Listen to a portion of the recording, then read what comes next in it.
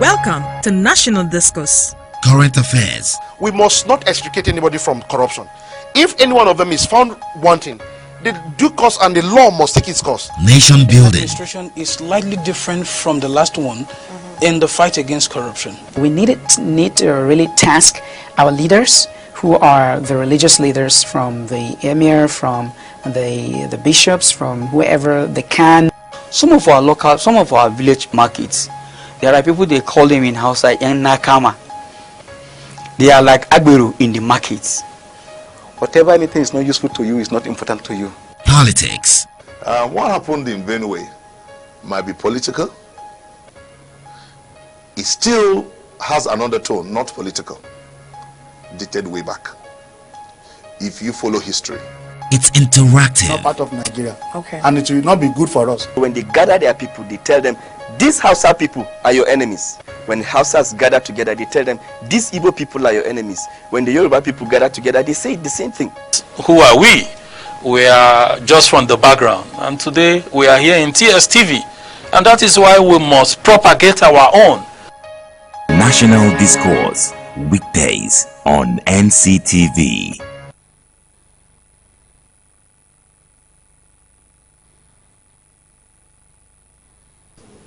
All right, good morning to you, and welcome to National Discourse. Of course, as usual, we are still committed to making sure there's unity in Nigeria, bringing topics that will bring more unity in Nigeria, discussing current affairs, of course, things that are happening right now in Nigeria. Now, I have someone with me in the studio, and before we do that, we'll go for a short break. And when we come back, we'll look at the topic we have, and we'll look at the guests we have today that will do justice to that. Please stay with us. I still remain your host, Uche Uduma. Welcome to National Discourse. Current affairs. We must not extricate anybody from corruption. If any one of them is found wanting, the due course and the law must take its course. Nation building. Administration is slightly different from the last one in the fight against corruption. We need to really task our leaders, who are the religious leaders, from the emir, from the bishops, from whoever they can. Some of our village markets, there are people, they call them in Hausa yang nakama. They are like agberu in the markets. Whatever anything is not useful to you is not important to you. Politics. What happened in Benue might be political. It still has an undertone, not political, dated way back. If you follow history. It's interactive. Not part of Nigeria. Okay. And it will not be good for us. When they gather their people, they tell them, these Hausa people are your enemies. When Hausas gather together, they tell them, these Igbo people are your enemies. When the Yoruba people gather together, they say the same thing. Who are we? We are just from the background, and today we are here in TSTV, and that is why we must propagate our own. National Discourse, weekdays on NCTV.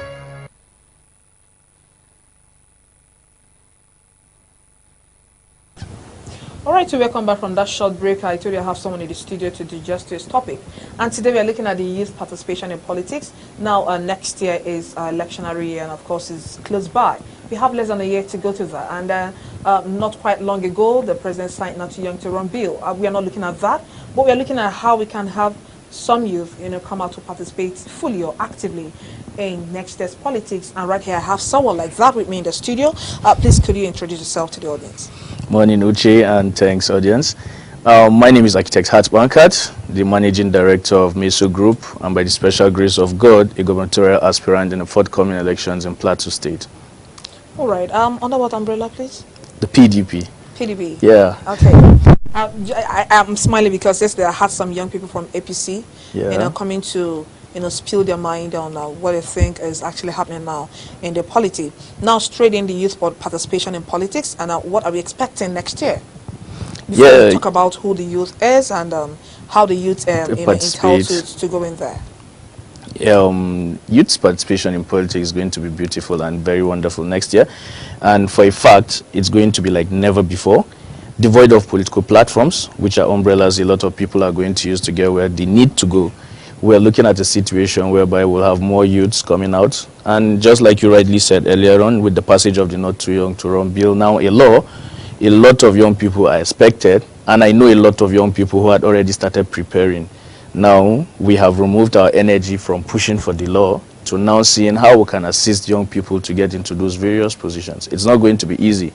You know, the law is just a step, but actually participating in party politics with the way it is in Nigeria, it's not going to be easy, but we are hopeful that a statement will be made, a very loud statement, and a lot of young people will get into governance. Now, before the bill came into force, or the law came into force, we actually had young people that have tried to participate in the leadership, not in contesting. You know, there are two different things. Yeah. If I say not too young to run, it means you're coming out to contest. Yeah. And it also means that the old people might not give you the opportunity to prove yourself. Yeah. Now, we have had youth coming out to, you know, try to get into leadership positions in this country, and we have seen that that has not worked. Now, do you think it is all about the bill? Does the bill have any pure significance, you know, into pushing the young people to leadership, not in contesting or in running for any position? Yeah, it does actually, because it kind of reawakens their sense of participation. A lot of them were distracted based on the fact that probably maybe because of the age limitations and the resources, they couldn't go into it.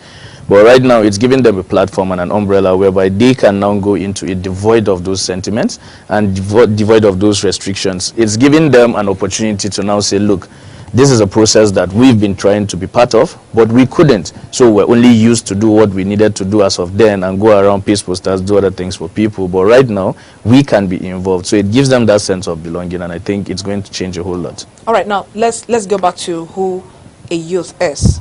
Looking at it, not too young to run, like I said, it's not what we're talking about, but it's relative to the topic we have today. Yeah. Youth participation in politics. Now, looking at that law, now what is the age bracket?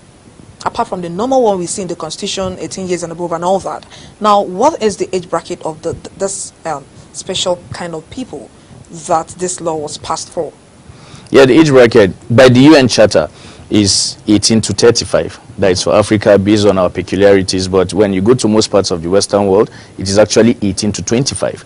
Now, you know, now, we have... In Nigerian politics, it's 18 to 35. 35. But, you know, funny enough today, because of the way politics has been played, a 50-year-old would still tell you he's still a youth.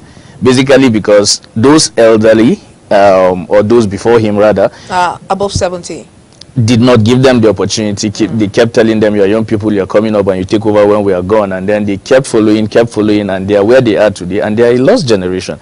You are not a young person and you're not an old person. So you're just at the middle. You're just at the middle. They're very young at heart. They're young at heart. So if you're young at heart, it gives you that liberty to now claim to be a youth. But sincerely speaking, I'll give kudos to most of them who, devoid of that, understand that, yes, we might not be at the moment, but we have the heart for young people and encourage a lot of young people to come up.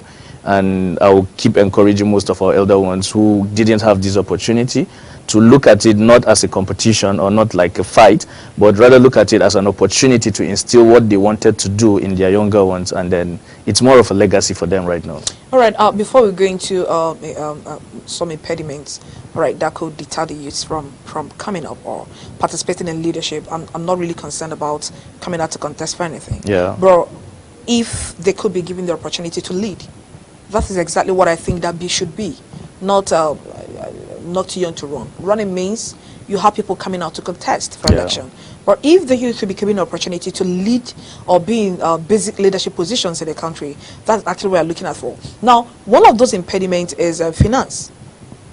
True, you know, you continue with the rest. Very but true, let's look at finance, right? Yeah. Now, for a young person, like you said, your age bracket is 18 to 35. Good. Now, education aside and all that, because we have seen, you know, in this dispensation that education is not really how will I put it? No. I understand the smile. Do you understand now? Yeah. Now we have seen that education is not a condition precedent to you being in certain leadership positions. But even at that, we say encourage the youth to go to school and of course and become better persons in the society. Now, if you want to outline the number of ways a youth is going to invest in education, and before the person comes out and start making money and all that. Now look at the money, the financial implication, you know, involved in picking up a ticket. Let's start with counselor and all that. Now, do you think it commensurates with the age bracket we are looking at? Well, you see, if you use that as a basis for discussion, you might not actually hit the point, because data and statistics also show that at this same age bracket that we're talking about, there are a lot of successful businessmen within that age bracket. And truth be told, like you rightly said, there are a lot of people who are blessed to be in business, not in school. And then there are some people who have done their skill acquisition in various sectors vocationally, and they are doing very well. And when it comes to the issue of finances and politics, I don't want to always look at it as an impediment. Why? Because I feel if we take the argument towards that line, it demoralizes the young people. And it gives power to the elderly who have been in political positions or who have held sway for a very long time and have acquired a lot or amassed a lot. I know that it's a process. We won't get everything every day. What is the reality we have on ground? The reality we have on ground is, yes, most of the parties, you know, the truth is, it's not basically about the finances. I think it's more about even the delegate system than the finances. Because it is the delegate system that encourages you to have to fund people. Remember, I told you that you were going to take over with other impediment. Yeah. I just wanted to say so, yeah, I want to break it for you, because if we just put it on finance, it looks as if they've been defeated. No. There are a lot of factors that accrue to the issue of finances, which if you look at them holistically, you get to realize that if those things are opened up, which we said is a process. You see, now the next challenge is, we know that age is no longer a limitation in contesting. So the next challenge now is how to encourage young people to be members of political parties. You don't have to advocate for a particular political party. They should be members of political parties. They should get involved in the political parties. They should get involved in the congresses. They should hold positions in the ward, local government, zonal, and even state levels, up to the national levels. And then gradually, we will take over the structures. Then you have young people, if they still insist and continue with the delegate system, you have young people emerging as delegates, going back to their constituencies to come out.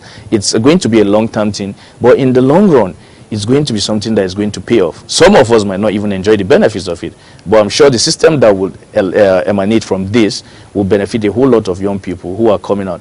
I was watching, I think sometime yesterday, a young lady was campaigning in Zimbabwe. She's 32, she's a lawyer, and she's an independent candidate. Now she doesn't have to go through the rigors of going through any party system or anything. And you could see her on the street, going around meeting people. She was campaigning for herself, meeting people, and then people get enlightened. People know. A lot of people, the dreams are killed at the point whereby you're truncated at the primary levels using a system which is designed to fail. Now, let's speak of that young person, or that young woman, the lawyer woman you talked about as a scenario. Now, looking at our political sphere, you know, looking at it in reality, not what you can just imagine, right? Can that system work, whereby someone wakes up and campaigns for herself?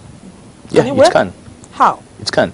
Let me give you a personal experience. In Nigerian political system. In Nigerian political system. You just have to, like, you know, buy people's consciences with money and all that. No.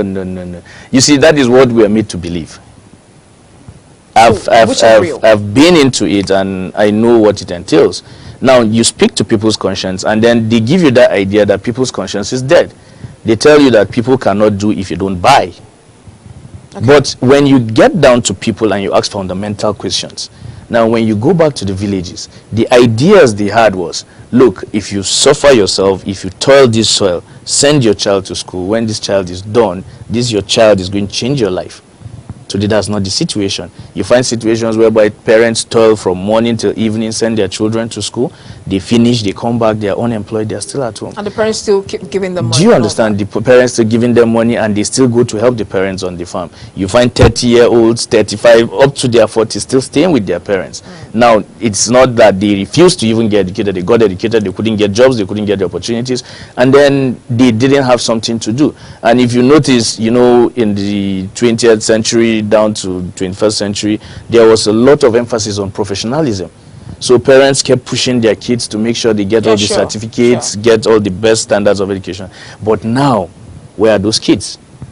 So when you go back to the common man and you talk to him on the need for him to forfeit that peanut which will be given to him and start making fundamental decisions that will help him in critical aspects, like his child who is at home, at that particular point in time, he remembers his pains.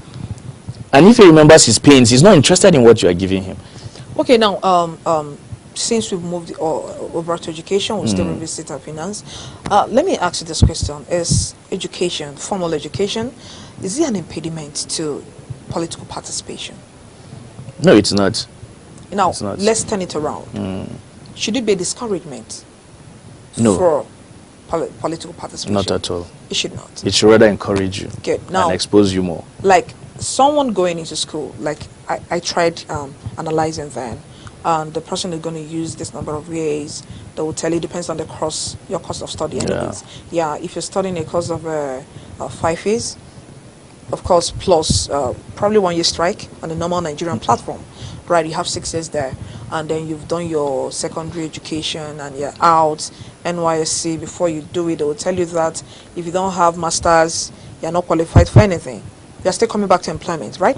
Good. Now, such a person still pushes further to make sure that he gains more qualifications, not more education. There are two things we have. Yeah. We have two fundamental problems in Nigeria. Now, you keep acquiring qualifications just to meet up to certain criteria, you know, to do certain job and all that. Not that you're acquiring knowledge or skill or whatever, but you just want to keep updating your profile. I have this, now I've done my master's, I've done my PhD and all that. You keep going because you're pursuing the white collar job. Right. Now, that's what I'm asking. Is it ever, or has it ever been an impediment to political participation? Now, if it is or if it is not, are we supposed to discourage people from going to school because they want to participate actively in politics? And like I said, we have seen that education really is not a basic problem to leadership. Now, in that regard, what can you tell the youths now that are out there probably looking up to you or lost in thought on direction or exactly what to do? No, you see, when it comes to education, it's sacrosanct. The more enlightened and educated the people are, the better the society, and so that cannot be compromised. When it comes to political participation, I don't think it should be purely based on that. And I think it was in the spirit of that that our constitution was formed on the least of it all, which is the secondary school certificate, so to allow the need for everybody to that get have the part dream of to it. become leaders to push further. Now, don't you think there's a lacuna there? No. Do you think there should be an amendment there? There should be an amendment for that on the basis of qualification, not because we're overqualified. No, sure. Yeah, not because we're overqualified. But you also have to look at the indices, because if you do that now at the moment, you will have good leaders. You rightly said. Now, there's a difference between qualification and education. Yeah, sure. And if you might have someone who never went to school, who is a successful businessman today, who is a billionaire for that. And you have someone who has read up to professorial levels, and then he's barely even surviving. Now, it tells you that everybody has his own grace in life. You are modeled towards what you can achieve and where you can get to. Okay, your ability to check up on your potentials is what really guides you, not your level of education or your level of qualification for whatever position you intend to. Leadership is a skill that you acquire. Yeah. Right, good. Now, does education, is it a basic tool? Now, I'm not talking about in participating in politics now. Is it a basic tool in leadership? Not you having the right education, does it guarantee that you're going to be a good leader? Now, leadership, now you've exceeded the level of coming to participate, or you just come in because you can just participate and you don't win, you go back there and start all over again. Now, education, is it a tool that you're going to be a good leader, or is it a tool for good leadership? Actually, education doesn't guarantee you. I think individual characters do. So I don't see education as a tool for guaranteeing good leadership, but I see it as more of the person's character and ability to be able to do what he needs to do and what he needs to achieve with a clear state of mind, which is a pure conscience on what he intends to achieve. Because if you base it on that, I think we've seen situations whereby people who weren't as educated as some people performed very well, and we've seen situations whereby people were so educated but didn't perform. All right, we'll be going for a short break now, and when we come back, we'll move into an alternative to youths that indulge in thuggery. And of course, let's remember again, you're talking about youth participation in politics. Now, next year is an election year, like I said. Now, you have a situation where many youth are used as thugs. Now, what is the alternative, or what alternatives to thuggery we have for youth out there? Please stay with us.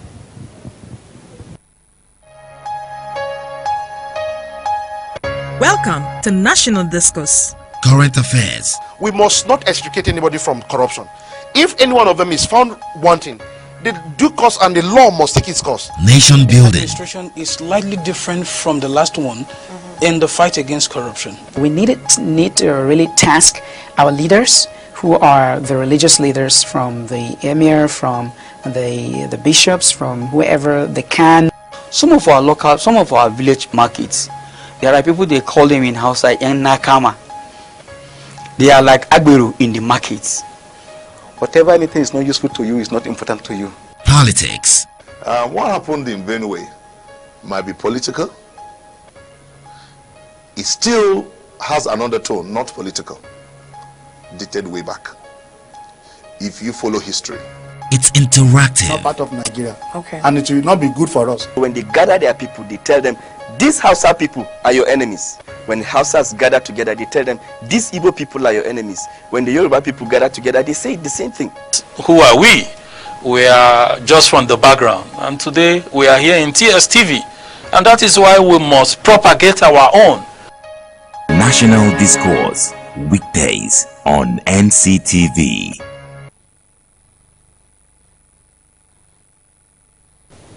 All right, welcome back from that short break. I'm still in the studio with my friend from PDP. And of course, he's contesting for Plateau State gubernatorial election, right? Yeah, okay. You're right. He's a gubernatorial candidate for Plateau State next year under the platform of People's Democratic Party. Now, before we went for the break, we're looking at alternative or palliative measures you have, to put in place for youth that are already planning, to indulge in thuggery for, or I don't want to say for the old people, or of course, we are talking about the youth now. Now, what alternative do we have? I don't even want to ask why do they engage in thuggery. Probably is a very common reason. But what alternative? If you are saying that the youth should be pulled out from the street, if you are saying they should withdraw from thuggery, because of the kind of money they make from there, I'm telling you that some people have been planning since 2 years ago. Yeah. How they're going to kill for some people, how they're going to do this snatch boxes and all that. Now, what are the palliative measures we have in place for these people? Palliatives are only designed by those who are already in power, and I wouldn't be right to say this is the palliative we have, but we have alternatives as solutions we feel to take them out the street. Right. Yeah. Okay. So that's why I said we have solutions that we feel is going to help, and this is basically encouraging people with little emphasis on education. You increase your emphasis on vocations. Now, when you train people, when people have their hands on something, they hardly have time to go out and do this. I feel the model we're operating in Nigeria is a sterling model, which simply means deprive them of food, deprive them of every form of empowerment, and deprive them of anything they can do, so that at the point in which you give them peanuts, they should be able to appreciate it. Now, it is a known fact that there's hunger in the land. A lot of people have done their best to try to earn a living, but it's been very difficult. You find out that in as much as you try to create palliatives for them, it only comes and goes. It doesn't even last, because we have a kind of there is poverty in the land. Yes, poverty in the land. Let's just call the name the way it is. Now, and at that particular point in time, you find yourself trying to talk to someone who has not eaten for 2 days, maybe 3 days, and then you're telling him, don't go and collect the 500 or the 1,000. But what we are saying is, look, at this particular point in time, the sacrifice you're about to make is, if you avoid this now, it could better your life. You will rather fast and stand behind someone, which we know it's going to be very difficult. But we know that sooner or later, we will be able to create that kind of impact, because if our people are educated more and enlightened more, and all those who have been educated and are facing the grunt of the society today realize that their lives could be better if they stop making nasty decisions, I think it will go a long way in trying to see them go out. And then for the older politicians, I think it's doomsday already, because part of the reason why you have a lot of young people participating in thuggery and doing all those things is because they were never involved or part of it. Today, if you tell young people to go and fight, I'm a testimony. A lot of young people have been told to attack me or write all sorts of nonsense on me on social media, but they tell you, if it's hard, we know we can't do that. He's one of us. And if we do that now, we don't know where we'll be tomorrow. Now, it tells you that there's a reawakening of consciousness in young people. Then it wasn't existing because they didn't know anybody, so anybody who paid them did dictate whatever was going to happen. But now when they have part of theirs involved in it, I feel a whole lot is going to change, and a lot of them will rise up to it. And we've been shouting revolution, revolution. It's not every revolution that has to do with arms. This might just be the revolution for young people to take their fate and destiny in their hands. All right. Do you think ethnicity is an impediment? You think as part of the factors that could deter young people participating in politics? do you think it might looking at Nigeria? It might the way looking we at are? Nigeria. Yeah. Nigeria is probably just a take up multi-ethnic, ethnicity and religious sentiments. But you know, with the background we have for those of us in Plateau is like a mini Nigeria which houses almost everybody from everywhere. And then it shows you that there is a level of relationship you have with people that they look beyond their sentiments. There's bloodline, yes, and then there's that fact that you know too that there are people who are closer to you than even your blood relations. As the going goes, people get involved and attached. And I feel that Nigeria is moving in a direction whereby people in 2015, yes, were voting based on sentiments. People thought this was what was good for them or what was good for their tribe. Now, but in 2019, which is the forthcoming election, I think a lot of people are concerned about policies, not what you tell him about his religion, his tribe. He will want to hear the solutions you have to the things he's been suffering for the last 4 years. But do you think that would work? Because over time, since you picked 2015, I think I should still pick it.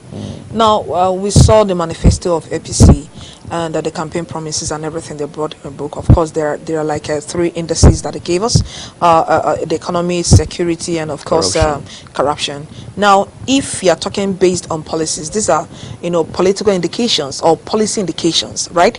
That they give out to Nigerians. These are the things you are going to use to measure our governance. As time goes on. Now, looking at those things, I'm not going to ask you whether they fulfilled or not. But of course, we all know what the common man on the street is talking about. Because when you go into the economy, going into our markets system, we are still having hitches here and there. Now, nobody's saying that the president have not tried. The administration have tried, but are saying based on using policies, what you want to tell people to draw their conscience to vote for you. Can that still work? It can, absolutely. You see, we are moving from bogus statements to details. Now, when the government in power came into office, it was a bogus statement. We're going to fight corruption, we're going to fight security, we're going to make sure that every life is secured, and then we're going to work on the economy. But the question we didn't ask was how. Now we've gotten to that point whereby you don't just tell people, I'm going to come for human capacity development, I'm going to improve security, that's a bogus statement. Anybody can say that. What are the practical solutions you have that are different from what is existing? Now, those are the details. So I feel when people go, those are things people will hold you accountable for. And you see, the mistake is you cannot have a plan without a timeline. That is why it's difficult for people to measure. I think there was actually a timeline for security. If I can remember, APC said they were going to defeat Boko Haram. Those are political statements. Okay. I'm talking about workable timelines. But that was a timeline. No. If you had come out with details, you should be able to say, look, you see, I was privileged to be close to people in power at one point in time, and I was off power. And then I knew the perspective I had when I wasn't close, and I knew the perspective I had when I came close to those. I hope you don't belong to NEPA. No. The NEPA office thing. No. Not at all. You were on power and you're off power. No. What I'm talking about is actually perspective. Okay. And when you give a workable timeline, what I'm expecting is, I understand the whole rallies, the whole politicking and everything where you just issue blank statements. But what I expected was, now, you had 1 month before handing over. You will have sat down to prepare a workable document and tell people that, look, this is the report we've gotten, this is what we've seen, this is what is on ground, this is what we thought of. And if this is what we thought of and this is what is on ground, this is what we should be able to do. Between now and the next 6 months, you should see us doing this. Between now and the next 1 year, you should see us doing this. And then 2 years, 3 years. But today, you don't even have that. So there's nothing for you to even judge. If someone says he's going to tackle corruption, tomorrow he can come out and tell you that, yes, I've arrested 2 people and I've locked them. But are 2 people actually a fraction of the corrupt society we're in? And if corruption is the bane of our society, does that mean that only 2 people so far have been found corrupt? And I don't like it when we keep making emphasis. There are countries we know, I don't want to blackmail any country, there are countries we know that are more corrupt than Nigeria, but they don't lay emphasis on corruption. On the corruption index, I can't remember Nigeria being the first. But that is not something we keep emphasizing. It should not overtake what we are facing right now. It should not. Okay. Now, just like you said earlier, what is the impression of the common man on the street? The common man does not eat and you're telling him you're out of recession. The common man barely gets a job to do and you're telling him the system is working. That is not what the common man knows. Now, if you bring out these timelines and tell people, people will now be able to judge. Even where they don't get to feel your impact, they'll be like, yeah, they said they were going to do this within this period and this period, they've done it. They said they were going to do this, they've not been able to do this. Now, even if you ask me to castigate or criticize, I try to look at it and on what basis? On what basis? Because if you meet a common man who is so fanatic about it, he will tell you everything is working fine. And then when you meet the common man on the street, who is not, who is not political, it's a different because, story. like yesterday, I was speaking with the guys from ABC and I was asking them, that woman in the market that is just seated selling her ugu or selling something else does not understand the language you're speaking. All she knows is a mudu of gari have moved from 80 naira to over 200 naira or close to 300 naira, and it keeps moving. That's the only thing she understands. So all our concern is we are not talking about the elites. You and I can understand the language or whatever. The elites give. Yeah, we can understand. You can read the papers. You can even read the indices. Someone can wake up and say, this is the reason or these are the reasons why we cannot achieve that. You understand? Yeah. Right, but that common person that doesn't even have access to even internet, what's the impact of the leadership or rulership to the person? Now, what is a different thing? What are the things that a youth or the youth can do differently in politics? What do you think? You know, where we are now, of course, we still have next year's election in view. What can a youth or the youth do differently in politics? A lot of things. We are in an age where you don't even need to be innovative. All you need to do is copy and paste. That is how advanced technology has gone. The world has gone far beyond us, and we're still running an analog system. Now, you cannot run an analog machine in a digital engine. So if you can't do that, it tells you that, look, times have changed. You need to move with the world. And if you need to move with the world, the young people have the energy, the young people have the resources in terms of acquiring whatever they need to do. You can be talking to someone now and he doesn't have an idea of what you're saying. Before you know it, the next thing, the person is on the smartphone and is checking it out. He reads it within a minute and starts giving you details. Now, we need to take governance to that level where you don't even sit down and say, because you worked for me or you did this, you have to be this. No. You look for people who will be ready to tell you they are resigning if they don't meet the target you've given them. If we don't do that now, we won't create a legacy for our children. And I keep telling our elders that they shouldn't look at this as if we're being too fast. They should rather look at it as a generation that is privileged to have met them, trying to tap from their knowledge to hand over to the next generation. Because I can assure you that the generation coming behind us, they will not have time to go under the mentorship of these our elders that we have. And you might be shocked that most of them might change you from their smartphones. And it is whoever appeals to them at that particular point in time that tends to model whatever is going to happen. And if you sit down and ask yourself honestly, do you see a conscious society coming up? So we're trying our best to see that we allow a lot of young people get into governance, to add that energy into it.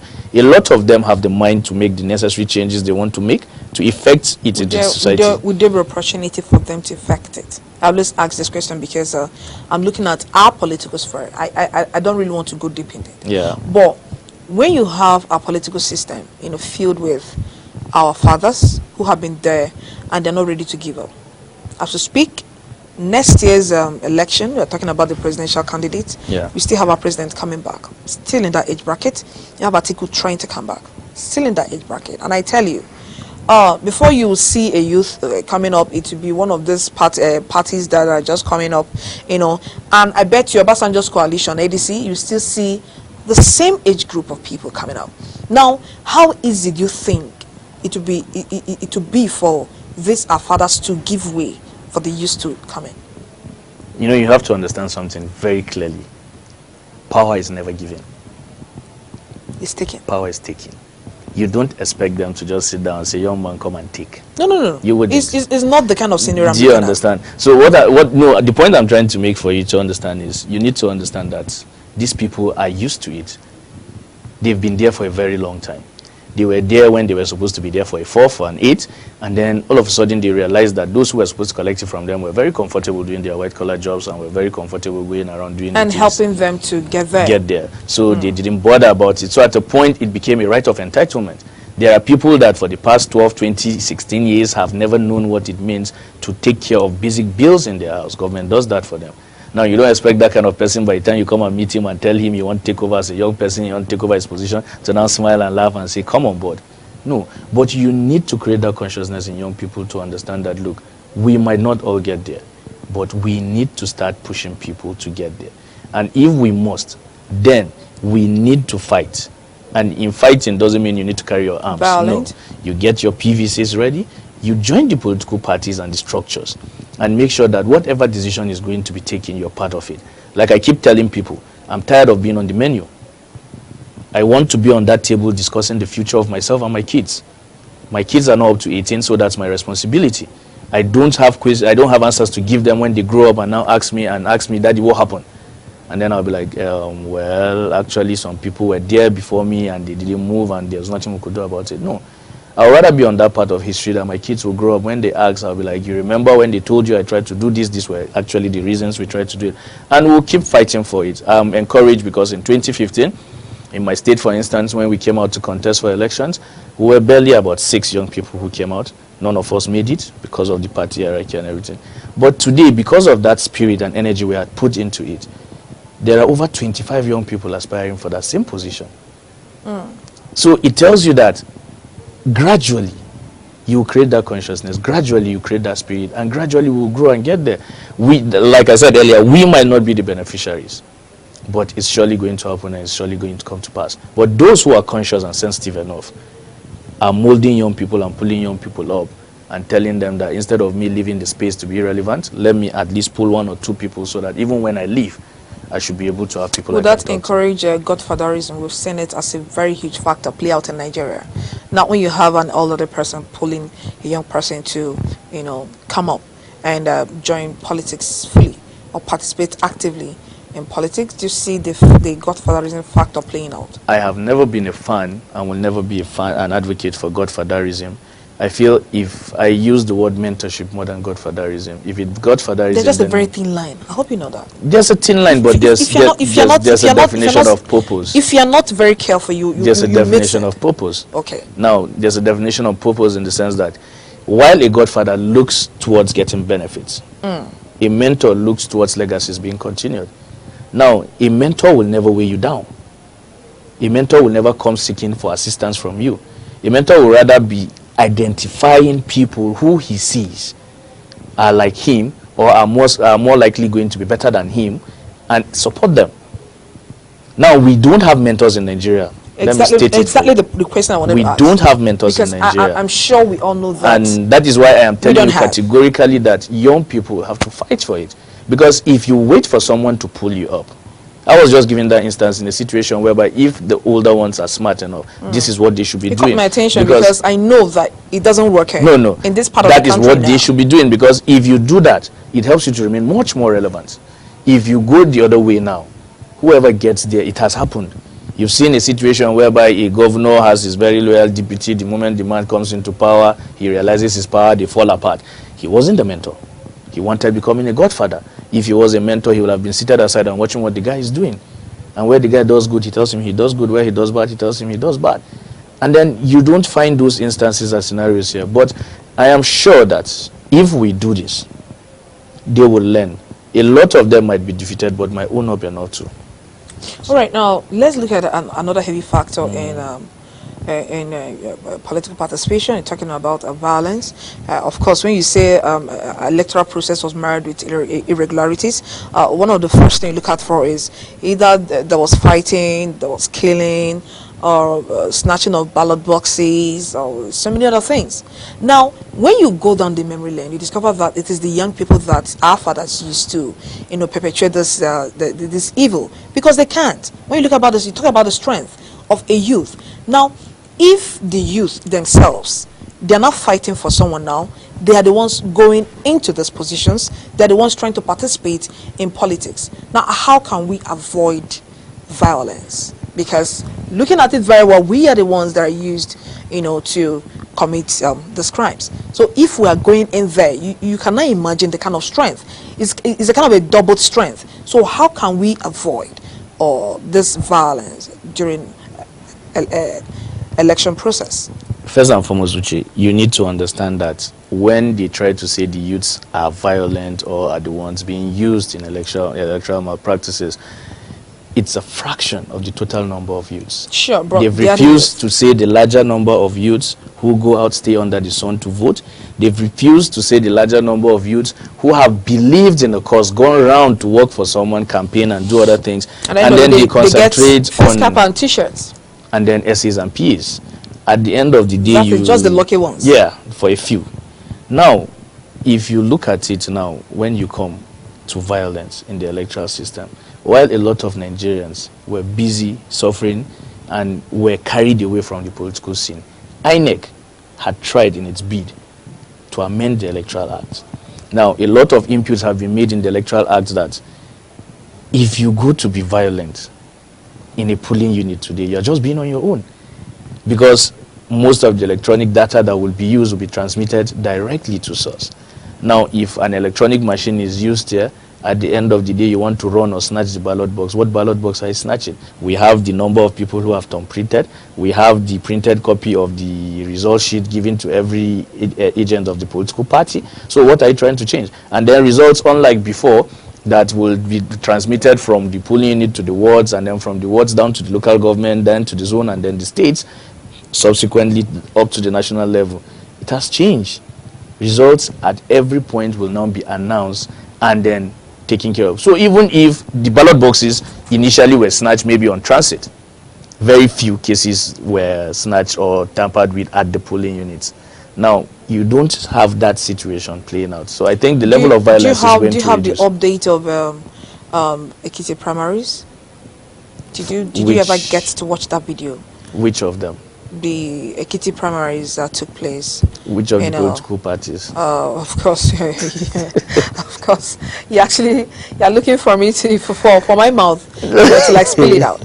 But the point I'm trying to make is whether the ballot box, if you snatch it, is not in use. All right.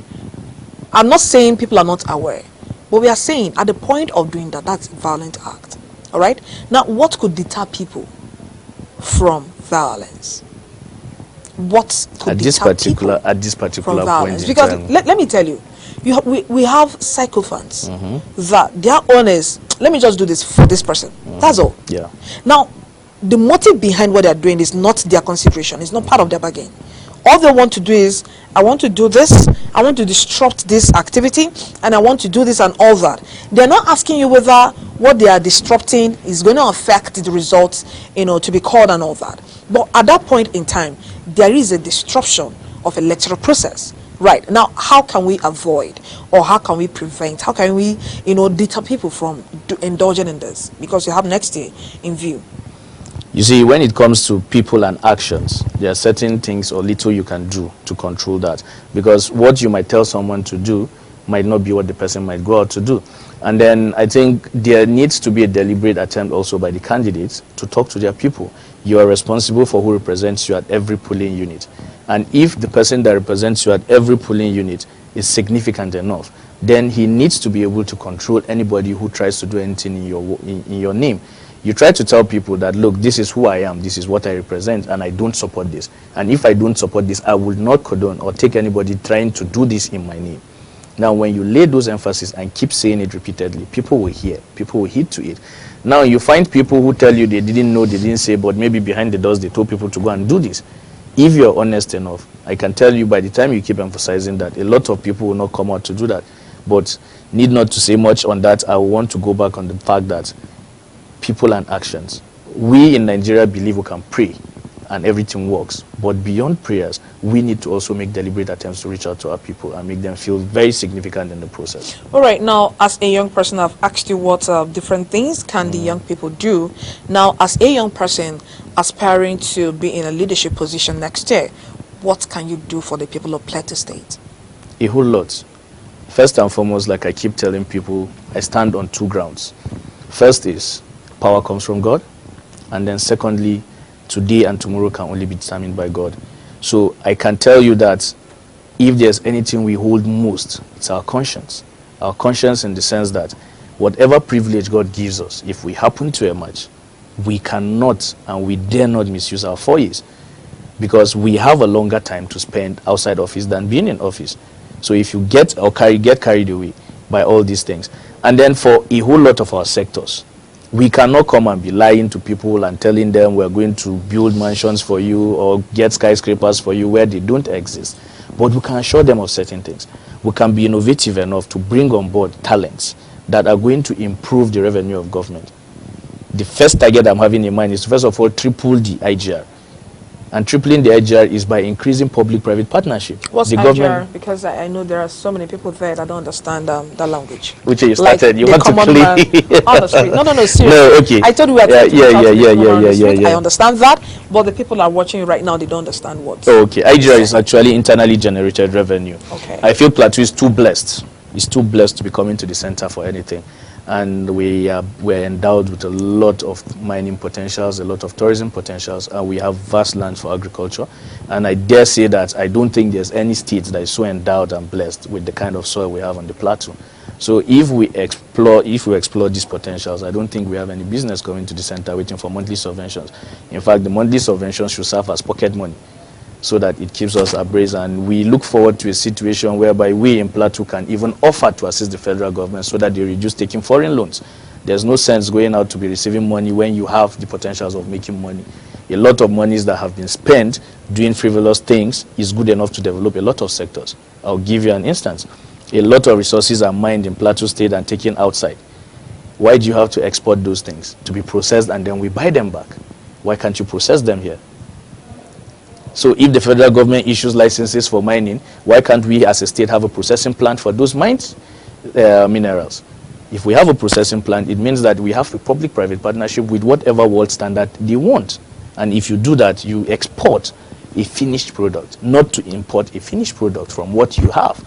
And then when you come to the agricultural sector, we have a lot of security challenges that a lot of people can go to their farms. And if that is happening to our people and then we are not responsible enough to come up, why don't we do what they are supposed to do? Okay. Do you understand me? And I feel if government should take the responsibility of seeing to the welfare of its people and protecting them, you cannot guarantee the protection of life. A lot of people are missing it when they tell you are the chief security officer. No, God is the chief security officer. You need to be honest and fair to God before you can be able to do anything. You can't be in 1,001 places at the same time. But in as much as you can't be, you should own up and be responsible to stand by your people no matter what the situation is. And then, I don't know if you've been to Plateau State before. Once. A lot of countries try to create the scenery in Plateau State. A lot of countries try to develop tourism sites to look like what we have naturally. And then not even a tenth of the budget is put to that. Now, if you've traveled around the world, gone places, and you see what people travel to see, you could imagine the potentials of what they will come to do. And let me blow your mind a little. Do you know that roses are imported from Kenya to Netherlands every day, and it takes them 9 hours to fly that? Okay. And the best place to produce roses in Nigeria is in Plateau State, and it will take you 4 hours to the Netherlands. All right. That is a business proposal, but don't steal it from us because that's something we're going to develop. So I just look at this and I feel that the youth can do a lot of things differently, and then we have a lot of innovations and you as a youth, you have told us we can do something differently next year. And we have all right. The conscience. Don't worry, we'll have to bring you back to the studio when we talk about you and your political ambition next year. But right here, right now, this is where I draw the curtain on National Discourse today. I believe we've done justice to youth participation in politics. Of course, the topic cannot be overemphasized because it's a daily topic, and looking at the bill that have been passed by our president, into law is something that we'll keep emphasizing on, so that we'll have more youth, come out into active participation, and all the fallacies that have been associated with politics. Probably as youth, we can begin to lay them aside. When they tell you that politics is dirty, politics is this and all that, if we keep having such sentimental minds, I tell you, we'll keep having the same people, run the affairs of our country. We as youth will keep going out to queue up and vote for the same people, to pilot the affairs of our country. And like I said, this is where we're going to step. We'll continue tomorrow. And of course, I still remain your host, Uche Uduma. Thank you very much, sir, for coming. Thank you very much, Thank you so much for having me. All right. Now, catch you same time, same station tomorrow for another interesting episode.